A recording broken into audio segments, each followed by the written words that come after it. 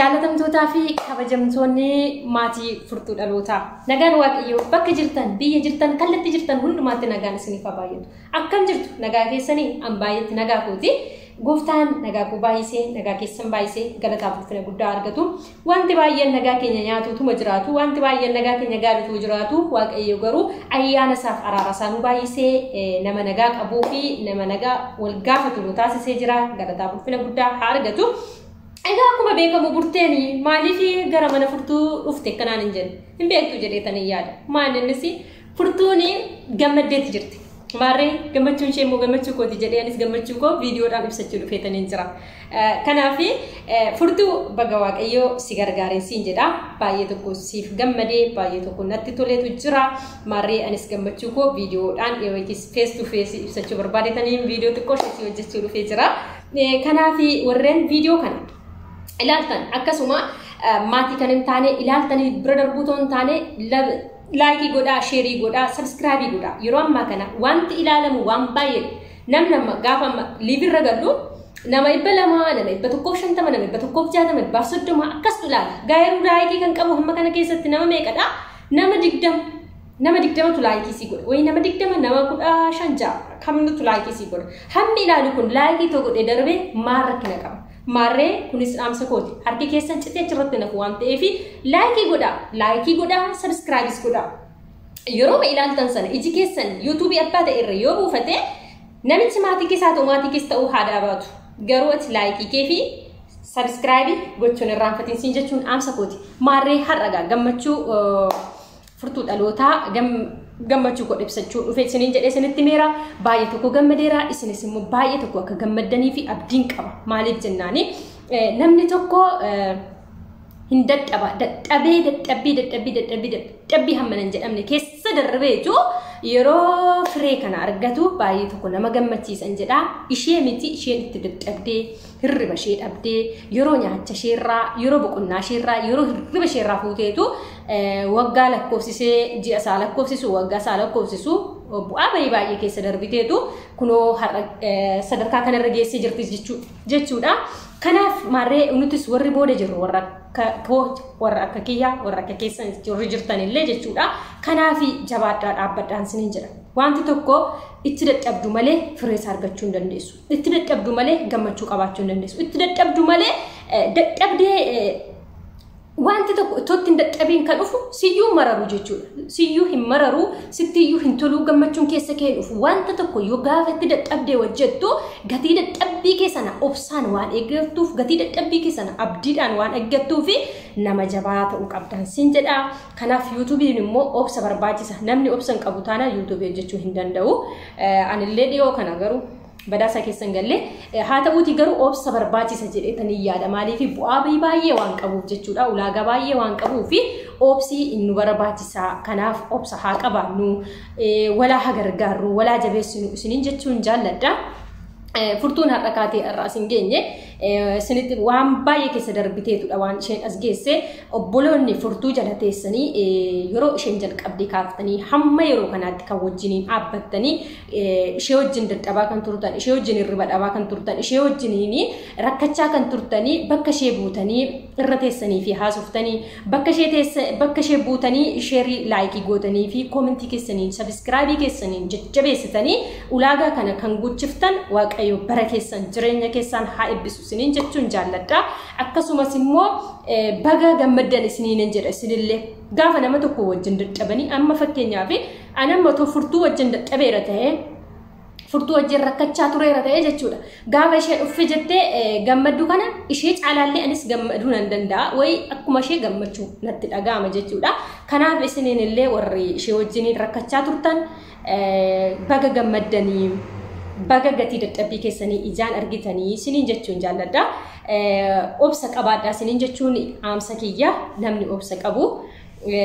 waan obsa yoo qabaatte malee waa baay'ee keessan darbitu nuti amma mana arabaa kana keessatti obsan qabannu ta'ee mana arabaa keessa guyyaa 2 guyyaa 3 buluun hin danda'amu afaan isaanii dandeenye hojii isaanii dandeenye jecha isaanii dandeenye cunqursaa isaanii dandeenyeetu har'a geenye malee sin jedhee namni akka mana haadha isaatiif wayii akka mana abbaa isaatti bahee gallee nuti tolee kolfinee haasofnee miti guyyaa tokko bo'uun hin jiraata guyyaa tokko immoo kolfuun akkuma jiraatu biyya arabaa kana keessatti waggoota lakkoofsisne jechuudha. Kanaafi kana kan godhe eenyu tokkoffaa waaqa uumaa keenyaatu nu gargaare. Utuu inni nu gargaare ta'e, utuu inni obsa nuuf hin laanne ta'e hin danda'amu. Namni tokko kan obsuu danda'u yoo waaqayyo isa gargaaredha. Gargaarsa waaqayyootiin ala obsuun hin danda'amu. Jecha damdamachuun hin danda'amu. Cunqursaa danda'uun hin danda'amu. Aarii damdamachuun hin danda'amu. Kana kan godhe eenyu waaqayyootu obsa nuuf laate jechuudha. Kan manaa nama baasee bakkeetti nama hin gatu waan ta'eef obsa nuuf kenne jechuudha. Kanaaf YouTubein keenyallee akkasuma obsa nu barbaachisaa. Salacha'uu hin qabnu, nuffuu hin qabnu. Nuti immoo warri wal gargaaraa jirru maalummaa keenya wal dandeenye amalli keenya garaagara. Ilaamee bifti keenya kun garaagara miti.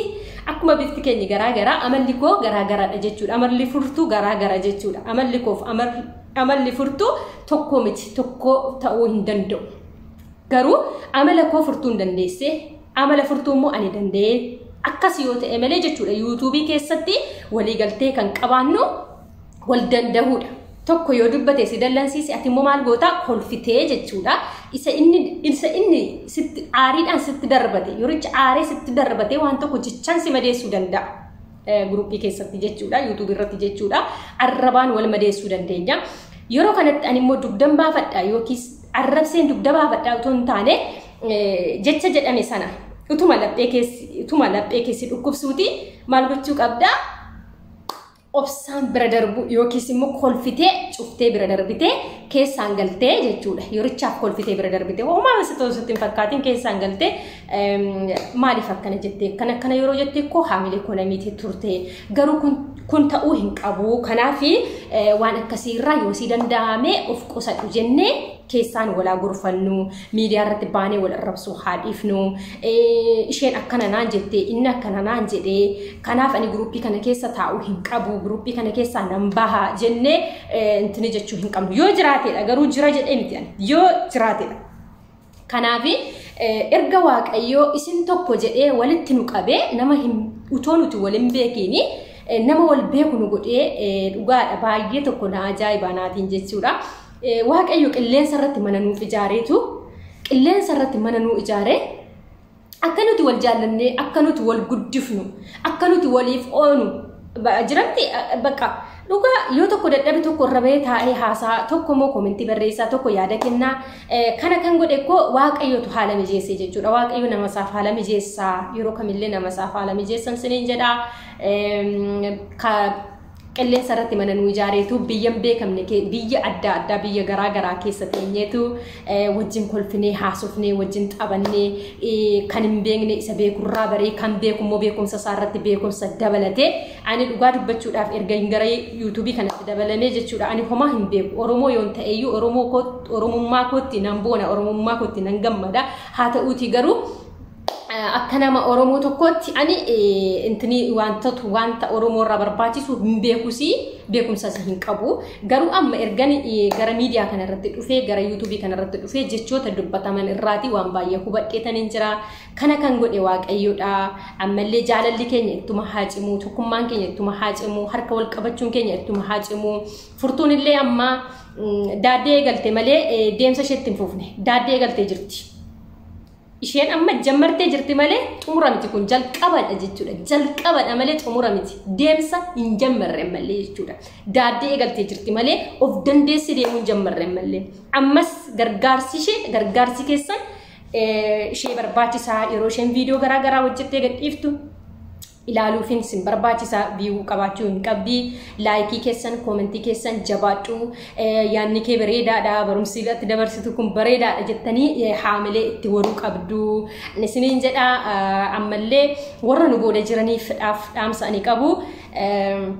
Walaa jajjabeessinuudha. Walaa jajjabeessinu walaa gargaaru. Oromoo ko gaafa jennu afaaniin qofa utuu hin taane akshiniidhaan gochaan haa agarsiifnu isiniin jechuun dhaamsa kooti.